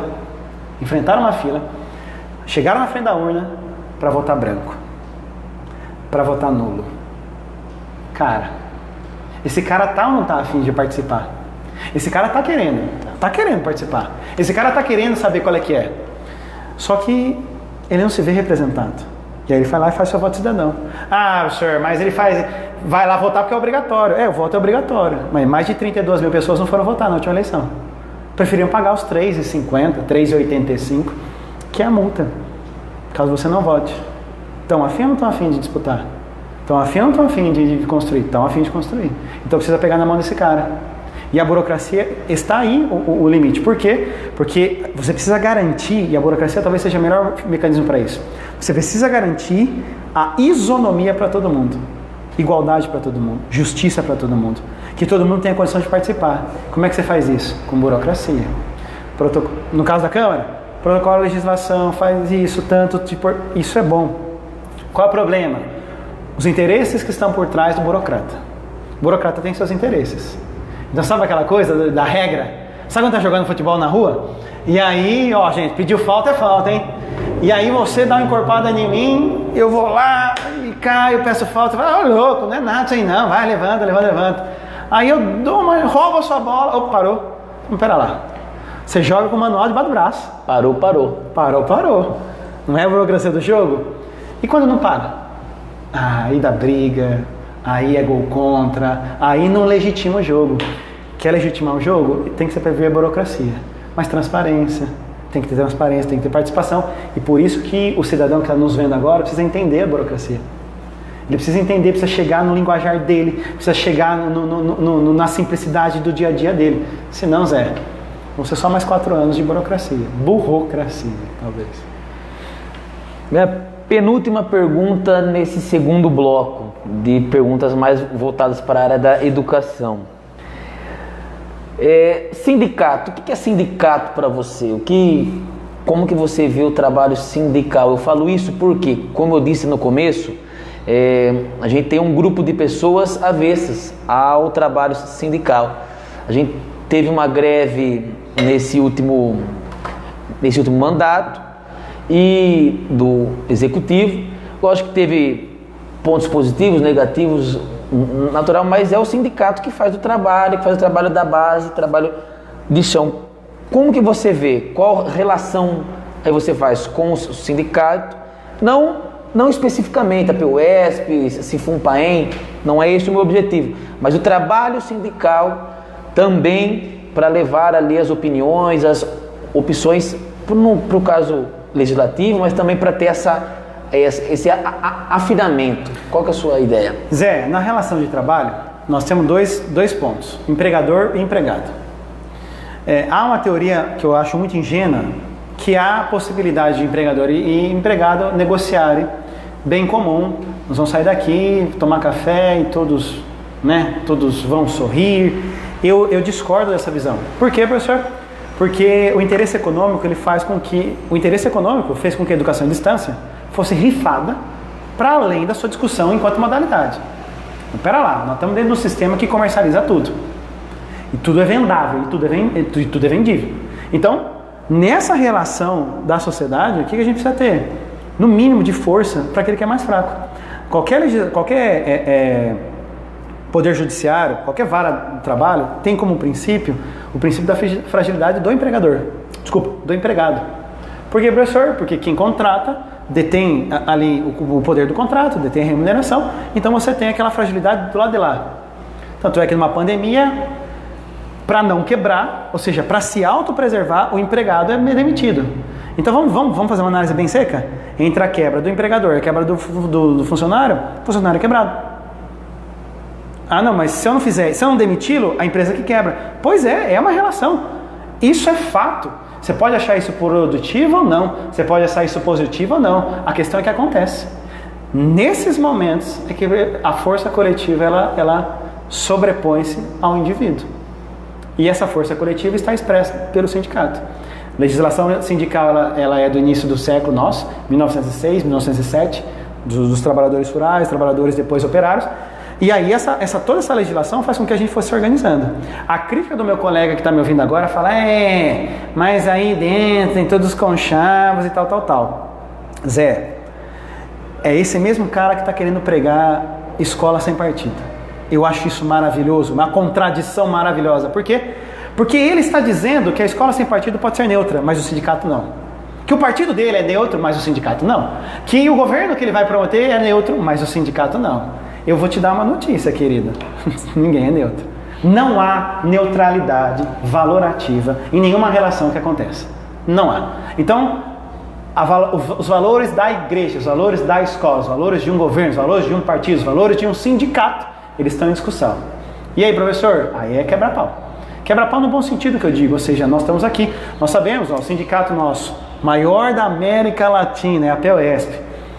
Nós temos várias correntes que vão dialogar e vão quebrar o pau e vão discutir. Inclusive, nós somos de corrente diferente, mas olha aqui, eu marcando você no Facebook. nós vamos fazer a discussão. Por quê? Porque eu acho que é para esse caminho. Ah, não, eu acho que é para esse caminho. Ok, mas nós vamos discutir aqui dentro. O David fala isso para mim. O David olha protestante, ele é um católico fervoroso, né? David, Marcos Vinícius, esse pessoal aí que eu tive o prazer de conhecer nos últimos anos. E aí o David fala isso para mim. Não, mas saiu daqui da igreja porque discordava da igreja. Mas quem falou que você não pode discordar? O David fala isso para mim. Fica aqui na igreja católica, nós vamos quebrar o pau aqui. Quebrar o pau no bom sentido, obviamente. Nós vamos discutir aqui. Nós vamos fazer nossa acertação de contas aqui. Mas não vai embora. Você que ainda não é do sindicato e está acostumado a ver, a política sindical como algo relacionado, por que você se filiou num partido? Por que você vai numa igreja? Por que você está num grupo de estudo? Porque você sabe que o poder coletivo é diferente do poder individual. Ah, professor, discordo da coordenação do sindicato. Vem, nós vamos descer a madeira aqui. Vamos quebrar o pau, nós vamos discutir, nós vamos ver o que é melhor enquanto política sindical. Só que eliminar a força do sindicato é uma ingenuidade que só aqueles que não conhecem o trabalho do sindicato falam.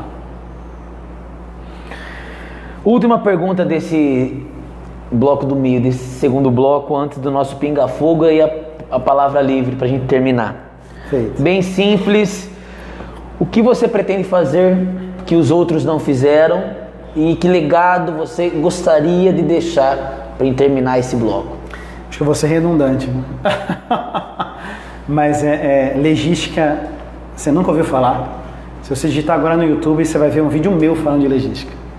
Por quê? Porque esse termo ninguém trouxe. Eu quero ressignificar o papel do legislador. O legado que eu mais quero, eu brinco assim com meus alunos.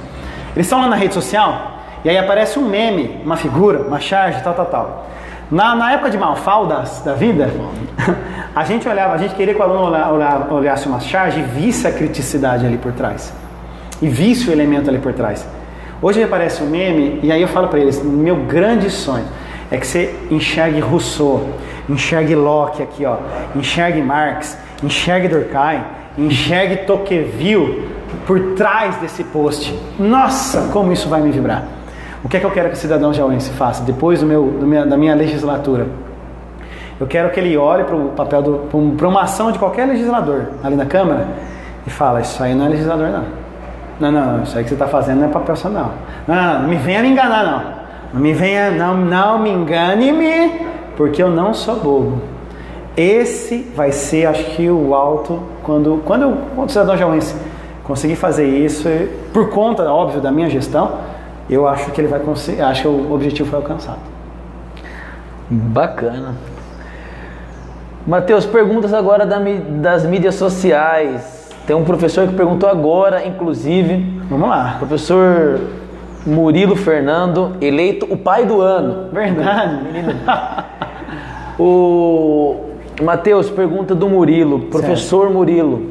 Ele disse aqui, Zé, pergunta para o Matheus Turini o seguinte: ele trabalhou aqui no distrito de Potunduva e quais as propostas dele para esse nosso bairro? Eu até posso fazer ali um grifo nosso, um bairro extremamente com um potencial gigante, um bairro que eu levo no meu coração, distrito de Potunduva, que não é bairro, né?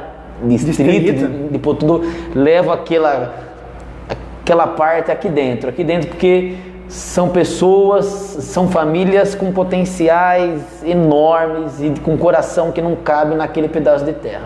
Então, quais são as suas propostas para aquele povo que tanto precisa de um poder legislativo atuante e um poder legislativo presente na vida deles? Murilo é professor de geografia, né?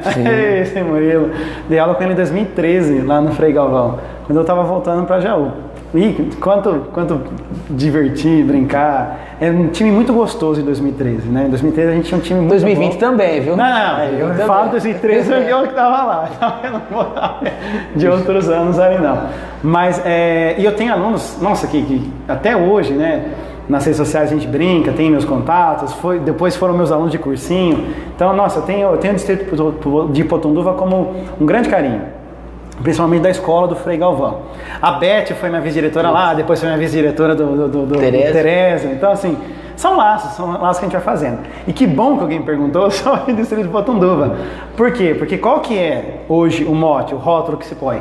O vereador, a vereadora X, o vereador X é o vereador do distrito. Vamos eleger alguém para representar. Qual que é a minha proposta? Minha proposta é, primeiro, a hora que eu dividir o município de Jaú em regiões, qual você acha que vai ser a 01? Distrito Potunduva. Se Potunduva é região 01. Por quê? Porque é a maior, é a que mais demanda e é a que tem maior potencial de desenvolvimento. Aí eu vou falar de um aspecto econômico. Por quê, Zé? Porque qual que é a grande questão? Por conta de uma distância do afastamento e dói a gente ver, às vezes, o cara que é do distrito de Potunduva fala assim, deixa eu ir para Jaú, porque o grau de pertencimento é a nível 0. Por conta desse distanciamento, você tem atividades nucleares ali, econômicas, que elas ficam muito, muito restritas à atividade comercial e tudo mais. Vou soltar nas redes sociais, vou dar um pequeno spoiler, mas já ouviu falar de economia solidária, Zé?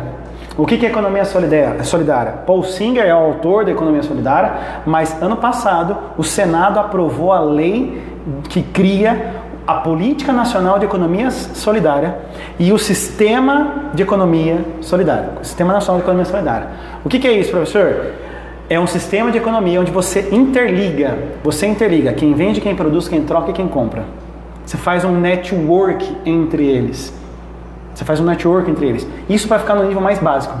Se a gente aprofunda mais na economia solidária, é você criar associações, cooperações e dar possibilidade com que os meios de produção cheguem para o coletivo. Isso é economia solidária. Foi aprovado no Senado, mas não foi aprovado na Câmara dos Deputados. Ou seja, Rodrigo Maia deixou lá, em stand-by. Janeiro de 2021, o que vai acontecer? Sistema Municipal de Economia Solidária. Vou propor o Sistema Municipal de Economia Solidária. E a referência vai ser Distrito de Potunduva. Por quê? Porque a gente tem que fazer esse network, chegar lá e de lá vir para cá. E isso o legislador consegue fazer. Entende a especificidade do que eu estou te dizendo? O legislador consegue fazer isso. E investimento, se eu falar para você, Murilo, que não, nós vamos aí trazer um parquinho, desculpa, isso não é papel do legislador. Ah, nós vamos aí pintar a escola, não é papel do legislador. Eu vou buscar emenda? Óbvio, nós vamos buscar emenda. Nós temos nossos parlamentares do PDT, a nossa coligação, junto com a cidadania, tem seus parlamentares. Então é óbvio que nós vamos fazer a busca desses recursos. Só que o que eu mais posso fazer de imediato agora é criar o Sistema Municipal de Economia Solidária. Isso do Poder Legislativo. Já para janeiro de 2021. Vou colocar, para não ficar com janeiro, porque isso aqui vai ficar gravado e depois vai ser cobrado. Em janeiro é recesso parlamentar. Essa é a ideia, cobrar. Então vamos devagar, porque depois é recesso parlamentar, vou ser cobrado disso. Primeiro semestre aprovado o Sistema Municipal de Economia Solidária. Você vai ver como o Distrito de Potunduva vai começar a ter relações. Mas muito, com o demais corpo da cidade. Sem falar, óbvio, na fiscalização. Para mim, a região 01 vai ser o Distrito de Potunduva, em fiscalização. Aí, fiscalização e sistema de economia vão ser prioridades do Distrito de Potunduva. Isso é papel do legislador. Isso eu vou fazer, anote aí, me cobre depois. Murilo, acho que você foi bem respondido, inclusive, né? Uma pergunta agora que veio no privado, tá? Até ele pediu para não se identificar. Vamos lá. Tá? A pergunta é a seguinte, deixa eu ver. É um texto um pouco longo, mas... Temos tempo? O tempo estourou no primeiro bloco. Eu gostaria de saber o que ele pensa da proposta do Eduardo Romão, da coligação Sul, inclusive, de oferecer cirurgias eletivas de vasectomia e laqueadura, e se ele seria favorável a isto em uma eventual votação na Câmara. Penso eu. Ele não colocou Câmara, mas alguma votação ali que vai para... Seria necessário o papel do legislador. Para a votação. Ele quer também saber a sua opinião sobre o homeschooling. Não sei se é assim que se pronuncia. O meu inglês, confesso que não foi britânico, não foi dos melhores. Professora Eugenita, inclusive. Um abraço, professora Eugenita. Gostaria de saber o que ele pensa também da ideologia de gênero e se seria favorável caso houvesse algum projeto desse teor de lei municipal sobre esse assunto, né? Gostaria também de saber o que ele pensa sobre a BNCC e, por fim, sua opinião sobre o aborto, se ele acha que é um direito da mulher. Tem várias perguntas, acho que é melhor por bloco, né? Acho que eu vou reorganizar, vou começar com BNCC e homeschooling. BNCC e homeschooling. Eu acho que eu vou começar com BNCC e homeschooling e aí eu volto depois para os outros pontos. Qualquer coisa, você fica aberto aí. Vou lembrando. Se eu esquecer, você coloca ali. Mas... são boas as perguntas. São boas perguntas. E até fico lisonjeado porque eu tenho acompanhado aqui as lives e as sabatinas dos outros candidatos e eu não vi esse tipo de pergunta. Foi uma pergunta bacana. Então, assim, primeiro que ninguém faz uma pergunta para alguém que não acha que tem a resposta. Então, eu me sinto lisonjeado por seja lá quem for que mandou essa indagação. Porque poderia ter perguntado para outras pessoas, não assim o fez. Então, assim, lisonjeado mesmo. Vamos começar com o homeschooling e BNCC. A BNCC é documento normativo aprovado em 2018, documento final em 2019 já para ser aplicado. O que você acha, Matheus? Tem avanços e eu acho que tem alguns buracos. Por quê? A BNCC não é um currículo, ela é um documento direcionador que dá alguns direitos de aprendizagem. Essa é a definição do próprio documento. Ok? O que você acha disso? Ok, não é um sistema de educação. Então, assim, é um problema. Porque a BNCC, ela poderia ter avançado muito mais, fazendo um diálogo desse sistema de educação a nível nacional, e assim não fez. Se delimitou a criar planilhas de competências e habilidades para o ensino fundamental e para o ensino médio. Na educação infantil, como não é muito a minha área, vou me privar, vou me dar esse direito de não fazer comentários. O David tem a dissertação de mestrado dele é toda sobre isso, eu vou falar daquilo da área que eu estou.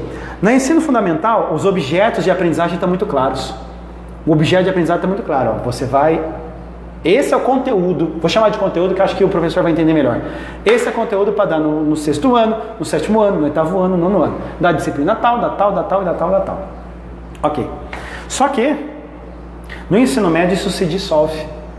As disciplinas se dissolvem, só fica português e matemática, a gente trabalha com áreas. Há ônus e bônus disso. Quais são os ônus? O professor nosso é formado por disciplina, não por área. Então você já tem um choque de formação do professor. Podemos formar ele? Podemos. Mas nenhum conhecimento total pode desprezar o conhecimento particular. Aí a minha pergunta é, um professor assim, como é que a gente chamava o professor polivalente? Polivalente. O professor polivalente vai dar conta das especificidades? Eu creio que não. Eu creio que não. Então um especialista ele tem condições de fazer aprofundamentos. E aí eu dialogo com aquela função da escola que eu já disse. A função da escola é conhecimento científico. Então um professor polivalente ele pode, não quer dizer que vá, mas ele pode deixar isso a desejar. Porque com a necessidade de ter que dar conta de tantas disciplinas, ele vai ter que agora optar por uma para outra, vai deixar muito superficial, a gente perde em qualidade. Isso no ensino médio. Agora, eu tenho que tirar o chapéu para os itinerantes formativos. Eu acho isso muito legal. Zé, eu queria dar aula de visão social do trabalho no chão da fábrica de calçada. Nossa, cara, como eu queria. Vamos falar de visão técnica do trabalho aqui, ó. Ó aqui, ó. Calçadista e tal. É óbvio que eu queria. E o itinerário formativo me dá essa possibilidade. Para quem fez a pergunta, eu recomendo a leitura da minha dissertação de mestrado em filosofia, onde eu dialogo com os documentos normativos, não só a BNCC, mas também com as diretrizes e bases da educação, a de 2018. Não a de 2012, nem a de 2012, nem a de 2010. Teve uma atualização. A de 2018, a mais atual que dialoga com a BNCC. Recomendo essa leitura. Por quê? Porque uma coisa é fazer o diálogo, outra coisa é o que eu defendi frente a uma banca na universidade. O que eu coloco lá? Usando essa estrutura burocrática que aqui tem, eu vejo essa e essa possibilidade. Então eu penso dessa forma. O BNCC, ela nos coloca limitações, mas eu acho que a grande maestria de ser professor é enxergar as potencialidades. Então, isso quanto a BNCC. O mesmo eu vou aplicar para homeschooling. Quais são as potencialidades do homeschooling? Meu medo é a fechação em bolha. Por quê? Porque você seleciona aquilo que você quer estudar. Ah, professor, mas isso lá na escola também acontece, porque o aluno estuda mais uma coisa do que outra. A BNCC, para dialogar agora e talvez legitimar a minha fala, a BNCC não está falando de bolha. A BNCC exige aprendizagens mínimas. Então eu vejo um problema na homeschooling por conta disso, porque as chances dos alunos ficarem presos em bolhas das famílias que querem, olha, quero que você só estude isso, elimina o direito das aprendizagens colocadas na BNCC. Então o problema não é comigo, o problema é com a legislação normativa. Enquanto vereador, como é que eu vou... Se a legislação é federal e normativa, eu não posso fazer um projeto de lei ou ajudar um projeto de lei que seja inconstitucional nesse caso. Então eu vejo esse problema. Então o homeschooling tem essa problemática e olha que eu estou partindo do pressuposto que os pais querem. Eu desconfio dessa vontade. Por quê? Baseado em quê? Baseado na experiência que nós estamos vivendo da pandemia. Mas eu não vou entrar nesses detalhes. Vou me deter a fazer esse diálogo. O outro bloco de perguntas, ele foi bastante ideológico. Então, ele colocou bastante as questões, por exemplo, de vasectomia e laqueadura, né? Sim. Vasectomia e laqueadura, ideologia de gênero, que ele chamou. Ele quer saber o que você pensa da proposta do Eduardo Romão e de oferecer cirurgias eletivas de vasectomia e laqueadura, e se você for eleito, né? Como é que seria minha conduta frente a isso? Eu acho interessante porque... Ele está afirmando aqui, perfeito. Né? Só para... Não, mas eu parto dessa afirmação. Vamos analisar, vamos fazer a análise da análise dele, né? Porque o que ele coloca? Ele coloca que esse é um debate para fazer nas vias públicas. Porque se laqueadura e vasectomia fosse decisão individual, não teria, então, a possibilidade de fazê-la via SUS. Quando ele faz essa proposta, ele está, então, discutindo a nível coletivo. Já gostei. Por quê? Já gostei e talvez ele não tenha percebido o que fez. Ele jogou uma coisa que talvez no pessoal dele, no privado dele, ele tenha suas crenças muito fortes, mas a hora que você joga para o coletivo, queridão, suas crenças ficam em segundo plano. Porque o coletivo, ela é mais do que as nossas crenças. Você é católico, eu sou protestante, alguém é espírita. E aí? E na Câmara? Se o Estado é laico? O Estado é laico. As pessoas não. O governo talvez não seja, mas o Estado é. Eu não sou um representante de um mero governo. Seria representante de um aparato estatal. Então o que eu preciso fazer? Olhar para o coletivo sempre. Primeiro que a colocação que ele faz da proposta de vasectomia e laqueadura no plano de governo Romão. Não existe essa proposta no plano de governo. Convido a quem quiser abrir o plano de governo do Romão e identificar se ele usa esses termos ali. Ele coloca cirurgias eletivas. Isso nós vamos ver lá. Agora, por questões de saúde, mulheres precisam fazer laqueadura. Obesidade e outros elementos que eu não sou da área e eu não vou me atrever a cometer erros técnicos. Esses conceitos, essas cirurgias que são feitas, têm uma prescrição médica. Então não dá para fazer uma discussão dessa sem o conhecimento técnico da medicina. E não dá para fazer uma discussão dessas sem um elemento coletivo, porque não é uma decisão para uma pessoa. A pergunta desta pessoa, ela é bastante, talvez, capciosa e direciona para uma ideologia, porque em seguida ela me pergunta sobre aborto. Então, ou seja, talvez cercear o direito de reprodução seria já... Eu conheço inúmeros cristãos que têm exame de laqueadura, fizeram a cirurgia de laqueadura e cirurgia de vasectomia. Não é uma discussão que eu vou entrar aqui, mas nem a pau. Por quê? Porque se isso a gente estiver levantando uma bandeira do cristianismo, aí dentro do cristianismo a gente sabe que tem vários segmentos ainda, então a discussão é coletiva. Qual é o critério que me norteará? Técnico, no campo da medicina, da qual hoje não tem condições de fazer esse debate. Agora, quando ele me pergunta em aborto, o aborto ele é proibido no Brasil, com exceção de três possibilidades. Risco de vida da mãe, estupro e anencefalo. São as 3 situações. Nessas situações, não serei eu que vou militar contra. Não serei eu que vou militar contra. Agora, o que eu não vou admitir, e se essa pessoa quer justamente jogar ou me empurrar para essa conclusão, já dou de presente. Não vou admitir com que manifestações fundamentalistas, como aquelas feitas da menina em Recife, no hospital em Recife, eu não partilho desse tipo de postura. 10 anos a menina tem, estuprada desde os 6 anos, E por conta da pandemia, essa menina não estava indo na escola. Olha o papel da escola. Porque a escola, por 4, 5, 6 horas, privou essa menina de ser violentada. Sem pandemia, essa menina ficou em casa e aumentou o nível de violentação contra ela. Pera lá. Aí eu vou na frente do hospital para chamá-la de assassina? Não vou. Me restringe a falar de aborto às questões legislativas, porque é o papel que eu estou sendo avaliado aqui. São 3 as situações. Dessas 3 situações, não me oponho.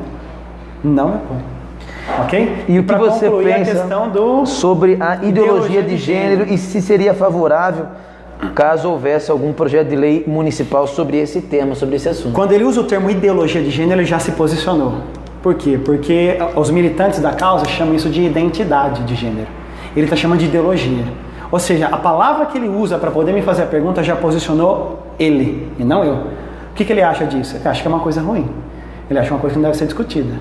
E o que eu olho? Olha para a legislação.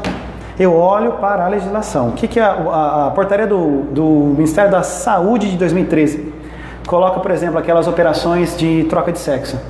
18 anos começa a transição hormonal, 21 anos é possível fazer a cirurgia de troca de sexo. Estou chamando de troca de sexo porque eu não sei o nome, também me perdoe a questão técnica aqui. É isso que está previsto na portaria do Ministério da Saúde, que vigora, inclusive hoje, no governo Bolsonaro. Então, quando você me pergunta de ideologia de gênero, você coloca, a palavra ideologia coloca a pessoa em questão, que acha isso negativo. O que é que eu identifico? Existem identidades de gênero, Zé. Se a pergunta é, o que você acha? Existem identidades de gênero. Porque identidade de gênero é diferente de sexualidade, que é diferente de orientação sexual, que é diferente... Ixi, vou dar essa aula aqui mesmo? Eu não sei se nós temos essa questão. Vamos discutir? Vamos discutir. Opa, sem problema algum. Não tem problema algum de discutir. Qual é a sua posição? Discussão. Eu tenho uma base teórica e empírica muito concreta para fazer essa discussão. Não vá me convencer que uma pessoa, uma criança de 7 anos então vai fazer cirurgia? Não me faça essas rotulações. A legislação atual é muito clara. 18 anos começa a troca hormonal, 21 é autorizado a cirurgia. É isso que está previsto em lei. Fora disso, não me restringe a legislação federal, porque é o que o município assim o faz. Agora, o que é que não tem já em outros municípios? Desculpa, o que é que tem em outros municípios que aqui não tenha? Vamos discutir.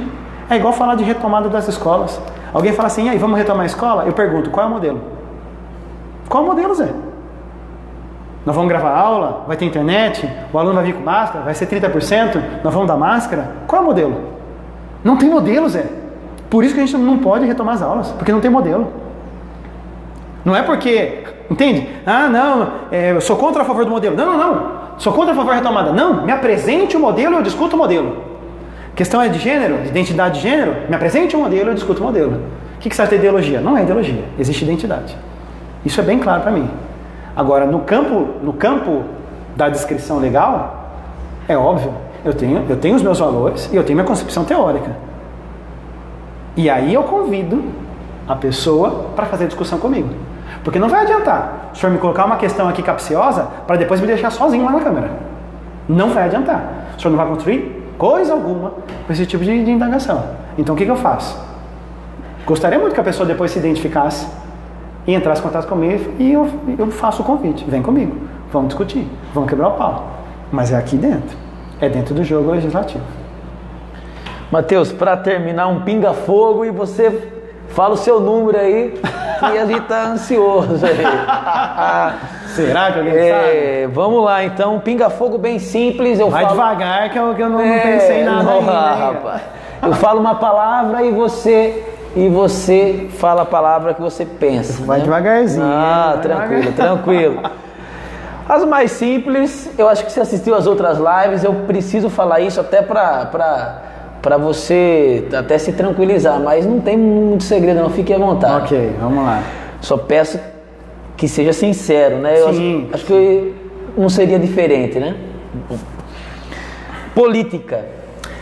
Transformação. Vou ser eleito para... Deixar um legado sobre o papel do legislador. Sindicato. Coletivismo puro. Família. Estrutura da sociedade. Ideologia. Ninguém é neutro. Todo mundo tem a sua. Escola. Função social, conhecimento científico. Parlamento jovem. Vou só dar um sorriso. Jaú. Muito carinho e vontade de transformação. Bauru. Meu berço. Governo municipal nos últimos 4 anos. Não o vejo há 6. Governo Dória. Nada de novo. Governo Bolsonaro. Eu já sabia? Cegamente a nossa live mais longa, né? Mas porque vocês perceberam que eu não tenho esse costume de cortar ninguém, né? Porque a gente sabe que esse período de eleição, que já é curto, né? Às vezes não tem tempo para ir na mídia social, para ir na TV, para ir no rádio, e aí sim, eu já disse, tem a mídia. Por isso que eu não corto, porque o nosso objetivo, eu já falei lá no começo, é que o nosso professor, a nossa professora conheça os candidatos voltados para educação de vereador. Então, a gente não cortou por causa disso, porque, como eu falei, foi o seu momento, e eu acho que aí você que está nos assistindo, né, deve ter compartilhado, deve ter ali absorvido um pouco do que esse candidato Matheus Turini trouxe para nós, uma pessoa legal, do bem, fantástica, que a gente torce para que esteja lá na Câmara e possa concretizar esses seus sonhos, esses seus ideais, essas suas metas e objetivos. Deus abençoe, tá? Que você trilhe esse caminho. Beleza? Vamos tirar uma foto e você fala o número aí, pô. Vamos tirar uma foto, vou falar o número. Dá um print. Vou falar o número primeiro. Pode falar o número primeiro? Então fala. 12 mil motivos para você votar em mim. 12 mil. É 12 mil, não tem problema. É 12 mil. Acabou. É 12 mil e 23 para a cabeça para prefeito. Do Romão. Tem alguma coisa que eu não perguntei? Eu não falei isso também. Às vezes você quer falar alguma coisa. Não, eu acho que eu falei demais. Não, mas fica à vontade. Às vezes eu não fiz alguma pergunta. Não, eu acho que foi bem contemplado. Inclusive, gostaria de agradecer todo o carinho, Zé. Porque a gente conversa demais, mas você vê, às vezes alguns pontos aqui a gente nunca sentou para conversar. Com certeza não. Teve alguns pontos aqui. E aí eu fico feliz pela interação das perguntas. Eu vejo você colocando ali. Espero que tenha dado bastante audiência. Agradeço as perguntas, inclusive aqueles que... Porque quem me fez o tipo de pergunta que fez é porque enxerga o Matheus já tem uma concepção ideológica, política. E eu tenho essa possibilidade de dialogar e mostrar, converter, talvez, refazer, ressignificar, mas sempre com o objetivo de ir para melhor. Então eu me senti muito privilegiado. Senti muito. Eu trouxe um microfoninho de lapela pra gente fazer um negocinho bonito. Parece que ficou bom, ninguém reclamou de som. Ninguém reclamou de som. Então, muito obrigado, Zé. Obrigado mesmo. Para vereador é 12 mil, prefeito 23 do Romão. Vamos usar a estrutura burocrática para transformar a vida da população. Ok? Dá um print aí. Quem vai dar um print? Não, já vai dar lá. Quem vai dar um print? Pergunta tirar mais, porque essa aqui eu vou... Aí, valeu. Tudo de bom, viu? Obrigado, Zé. Satisfação toda nossa.